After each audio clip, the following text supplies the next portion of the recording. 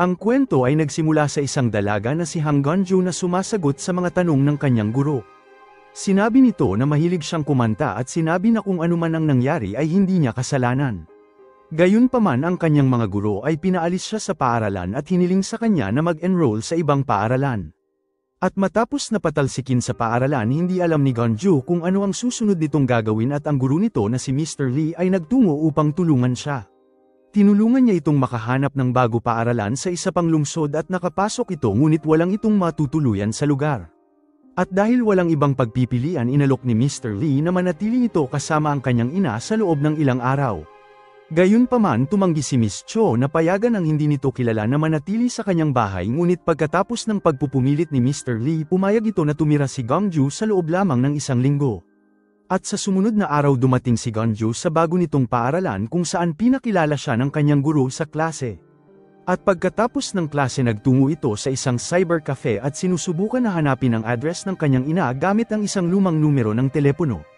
At sa katotohanan ang ina ni Gonju ay nakatira sa parehong lugar kasama ang pangalawa nitong asawa, gayunpaman wala itong makitang kapaki-pakinabang na impormasyon sa cafe. At mula noon dumiretso ito sa tindahan ni Miss Cho at tinulungan ito sa trabaho at nang makita ito nagsimulang magustuhan siya ng matanda. At sa sumunod na araw pagkatapos ng klase napansin ni Gonju ang grupo ng mga babae na nagsasanay kumanta, gayunpaman sa oras na makita siya ng babae mabilis itong lumayo. At nang maglaon dumalo si Gonju sa kanyang swimming lesson at ang pagpasok sa bagong paaralan hindi inaasahang nagkaroon ito ng interes sa paglangoy. At pagkatapos ng pagsasanay habang nagpapalit ng damit nagsimula itong umawit at sa labas isang babae na si Yanhee ay narinig siya at palihim na nirecord ang kanyang pagkanta. At si Yanhee na pinuno ng grupo ng mga awit sa paaralan ay lumapit kay Gonju at pinuri ang kanyang boses. Masaya nitong sinabi sa kanya na kung sasali ito sa grupo makakamit nito ang isang magandang bagay. At sa pag-aasang matutuwa si Gonju, si Yanhee ay nagulat ng galit itong tumugon at tumanggi na sumali.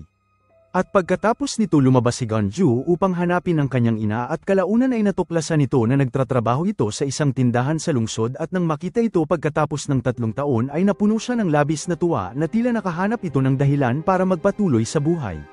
Gayunpaman ang kanyang ina ay hindi natutuwa na makita siya at malamig na sinabi sa kanya na huwag na itong babalik pa.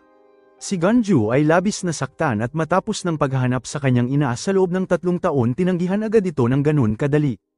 At dahil napuno ng kalungkutan tahimik itong tumalikod at naglakad papalayo at sa sumunod na araw sa paaralan napansin ni Gonju na ang silid sa pag-awit ay walang tao.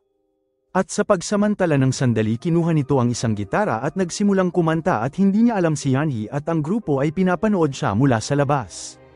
At dahil nabighani sa kanyang boses nakinig sila at hinangaan ito, gayunpaman sa sandaling mapansin sila ni Gonju mabilis itong huminto at umalis. At si Yanhee kasama ang grupo ay sinundan siya at pinaliguan nila ito ng papuri at pinilit siya ng sumali sa kanila, ngunit tumanggi si Gonju at lumayo sa kanila. At lumipas ang linggo oras na para umalis si Gonju sa bahay ni Miss Cho habang inayos nito ang kanyang mga gamit at pinuntahan si Miss Cho sa huling pagkakataon bago umalis. Gayunpaman pinigilan siya ni Miss Cho at sinabi sa kanya na maaari itong manatili hanggat gusto niya. At nang marinig ito labis ang tuwa ni Gonju at nagpa siya na manatili. At sa sumunod na araw sumali si Gonju sa grupo at nagsimula silang magsanay ng magkakasama araw-araw. At pagkatapos ng kanyang swimming patuloy nitong tinutulungan si Miss Cho sa kanyang trabaho at bumuo ng magandang relasyon sa mga nakapaligid sa kanya.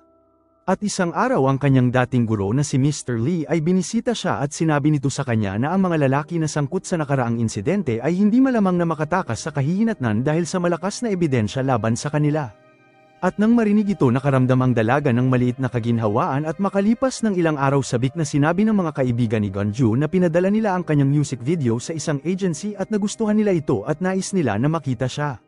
At umaasang matutuwa si Gonju ang kanyang mga kaibigan ay nagulat ng galit itong tumugon sa kanila at sinabi nito sa kanila na huwag makialam sa kanyang personal na buhay at umalis. At pagkatapos ng klase sinubukan ni Yanhee na kausapin siya ngunit hindi siya pinansin ni Gonju, gayunpaman si Yanhee na nakakaunawa ay hindi kinuha ng personal ang kanyang reaksyon at sa halip kalmado nitong tinanong si Gonju kung ano ang problema. Ang galit ni Gonju ay nawala matapos na marinig ang suporta ni Yanhee sa kanya pagkatapos ay inimbitahan siya ng dalaga sa kanilang bahay. At habang nag-uusap makulit na tinanong ni Yanhee kung nakahalik na ba ito ng lalaki. Tumugon si Gonju na 44 na lalaki ang nahalikan nito habang tumawa si Yanhee sa pag-iisip na nagbibiro ito ngunit ang katotohanan ay mas nakakagimbal. Si Gonju ay biktima ng isang insidente na kinasasangkutan ng 44 na kalalakihan at ito ang tunay na dahilan kung bakit ito pinatalsik sa paaralan. At isang gabi nakatanggap ito ng tawag mula sa kanyang ama at hiniling sa kanya na makipagkita ito sa isang restaurant.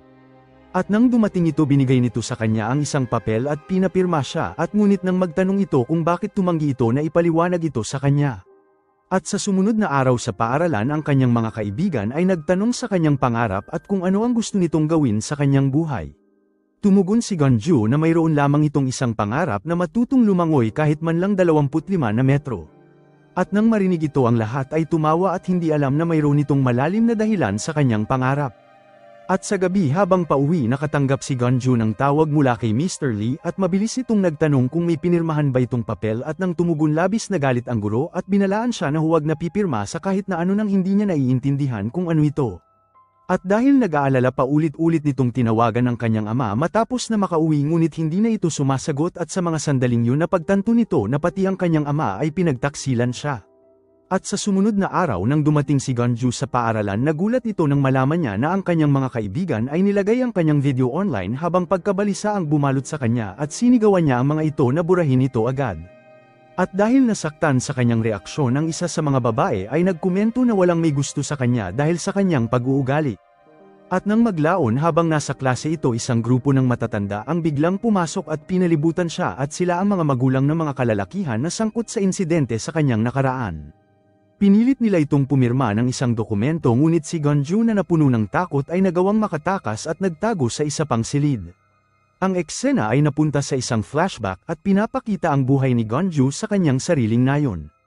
Nagtratrabaho ito sa isang convenience store at pinamamahalaan ito ng mag-isa at isang araw habang nagtratrabaho isang lalaki na nagngangalang Kim ang pumasok at siya ang anak ng may-ari ng tindahan at madalas na inaabuso ng kanyang mga kaklase. At habang hindi nagbabayad kumukuha ito ng ilang pakete ng pagkain at malamig na inumin at dahil nagtataka sumilip si Gonju sa labas at nakita na binibigay nito ang mga gamit sa grupo ng kalalakihan na naghihintay sa labas. Si Gonju ay may isa lamang kaibigan sa paaralan na si Waok at ang dalawa ay nakatira ng magkasama sa isang maliit na apartment. At si Kim na kasintahan ni Waok ay madalas na binibisita ang kanilang bahay at isang araw nang bumalik si Gonju sa bahay nakita nito si Kim na nakikipag-inuman sa ilang kalalakihan at mabilis niyang inutusan ang mga ito na umalis. At habang palabas sila nagbabala ito sa kanila na tigilan ang paggamit kay Kim na ikinagalit ng pinuno ng grupo na nagsimulang magsalita ng hindi maganda kay Gonjun at inatake si Kim sa tiyan gamit ang stapler. At dahil nagpanik mabilis na tinawagan ni Gonju ang pulis at iniulat na ilang lalaki ang pumasok sa kanyang bahay at sinasaktan ang kanyang kaibigan. At bago pa ito makapagsalita ng marami ang isa sa mga lalaki ay kinuha ang telepono at sinabi sa pulis na isa lamang itong prank. At pagkatapos ng araw na yon ang mga lalaki ay nagsimulang bumalik sa bahay ni Gonju at nakaramdam ito na walang magawa at hindi sila mapigilan. At isang araw grupo ay lihim na naglagay ng droga sa baso ng alak at ibinigay ito kay Kim at inutusan ito na ibigay kay Gonju at pinilit siya ng binata na inumin ito. At nang tumanggi ito pinilit niya ito at sinabing aalis lamang ang mga lalaki kapag ginawa niya ito. At dahil hindi masyadong nag-iisip ininom ni Gonju ang alak at hindi nagtagal na wala nito ang kontrol sa kanyang katawan at sinamantala ng mga lalaki ang sitwasyon na ito. Hindi lamang nila sinaktan si Gojun at Waok nirecord din nila ang buong pangyayari at habang nagaganap ito dumating ang ama ni Kim sa lugar at nakita nito ang lahat ngunit wala itong ginawa at kinuha lamang nito ang kanyang anak at tuluyang umalis na parang walang nangyari.